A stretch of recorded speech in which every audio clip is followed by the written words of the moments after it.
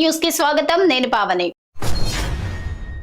Andhra Pradesh Tirupati railway station లో అగ్ని ప్రమాదం జరిగింది. స్టేషన్ లో లూప్ లైన్లపై ఆగి ఉన్న రాయలసీమ షిరిడి ఎక్స్ప్రెస్ రైళ్లలో అకస్మాత్తుగా మంటలు చెలరేగాయి. ఫైర్ సేఫ్టీ సిబ్బంది మంటలు ఆర్పుతున్నారు. ఈ ప్రమాదంలో రైలు భోగీలు కాలిపోగా ప్రయాణికులెవరికీ గాయాలు కాలేదు. ప్రమాదానికి గల కారణాలు తెలియాల్సి ఉంది. కాగా ఈ మార్గంలో నడవాల్సిన వందే భారత్ తో పాటు పలు రైళ్లను తాత్కాలికంగా నిలిపివేశారు.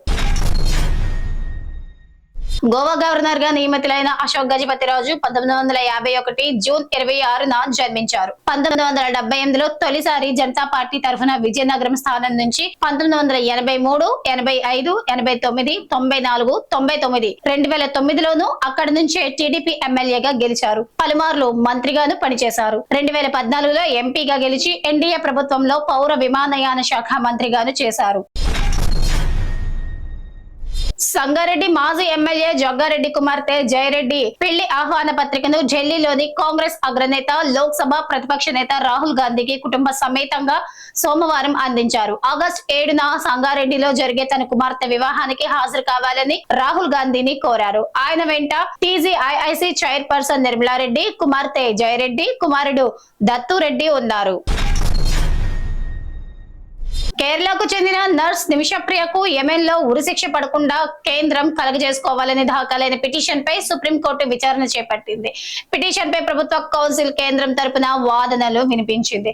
యెమెన్ అన్ని దేశాల్లా కాదు. నిమిష కేసులో కేంద్రం ఏం చేయగలదో అన్ని చేసింది. ఇక కేంద్రం కూడా చేయగలిగిందేమీ లేదు అని కౌన్సిల్ ఎస్సీకి స్పష్టం చేసింది. జూలై 16న నర్స్ నిమిషకు ఉరిశిక్ష వేయనున్నారు. ప్రయాణికుల భద్రత కోసం రైలు భోగిల్లో సీసీ కెమెరాలను ఏర్పాటు చేసేందుకు రైల్వే శాఖ సిద్ధమైన విషయం తెలిసిందే. అయితే ప్రయాణికుల భద్రతపై అంత ప్రేమ ఉంటే ముందుగా జనరల్ భోగీలను పెంచాలని పలువురు డిమాండ్ చేస్తున్నారు. డోర్ల వద్ద వేలాడుతూ ప్రయాణించి కింద పడి ప్రాణాలు కోల్పోతున్నారు. చాలా చోట్ల లోకల్ ట్రైన్లతోనూ ఇదే పరిస్థితి. ముందుగా దీనిని మార్చండి సారు అని నెటిజన్లు ఆవేదన వ్యక్తం చేస్తున్నారు. Young tiger NTR latest looks పై అభిమానులు ఆందోళన చెందుతున్నారు. దివంగత నటుడు కోట శ్రీనివాసరావు కుటుంబాన్ని నిన్న ఎన్టీఆర్ పరామర్శించారు. ఆ సమయంలో ఆయన బరువు తగ్గి చాలా సన్నగా కనిపించారు. దీంతో ఎన్టీఆర్ కు ఏమైందని ఫ్యాన్స్ పోస్టులు పెడుతున్నారు. అయితే ఇది ప్రశాంత్ నీల్ తో తీసే సినిమా లుక్ అని కొందరు అంటున్నారు.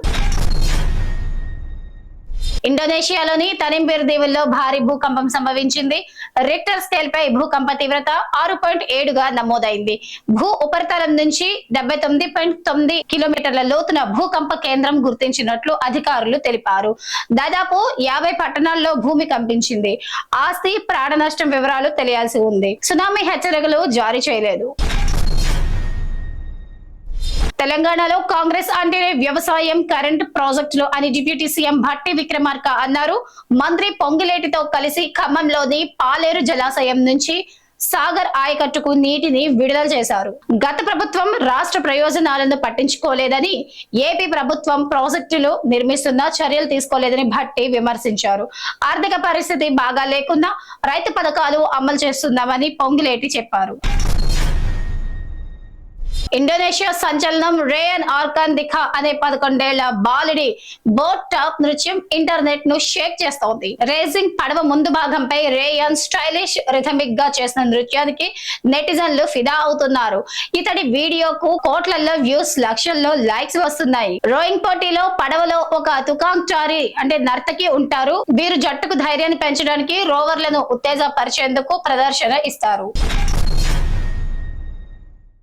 ఇండియా ఇంగ్లాండ్ మధ్య 3వ టెస్ట్ చివరి రోజు ఆట మొదలైంది. క్రీజ్ లో కేఎల్ రాహుల్ 33, పంత్ 1 ఉన్నారు.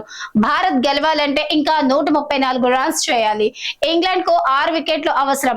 ఒక మంచి భాగస్వామ్యం నెలకొల్పితే భారత్ ఈ మ్యాచ్ లో గెలిచి సిరీస్ లో 2.1తో ఆధిక్యం సాధించే అవకాశం ఉంది. తొలి గంట ఆట కీలకం కానుంది. రాహుల్, పంత్, నితీష్, జడేజా, సుందర్ వరకు బ్యాటింగ్ చేయగలరు. ఇది వాళ్ళ టాప్ 10 న్యూస్. మరో టాప్ 10 న్యూస్ లో మళ్ళీ కలుద్దాం.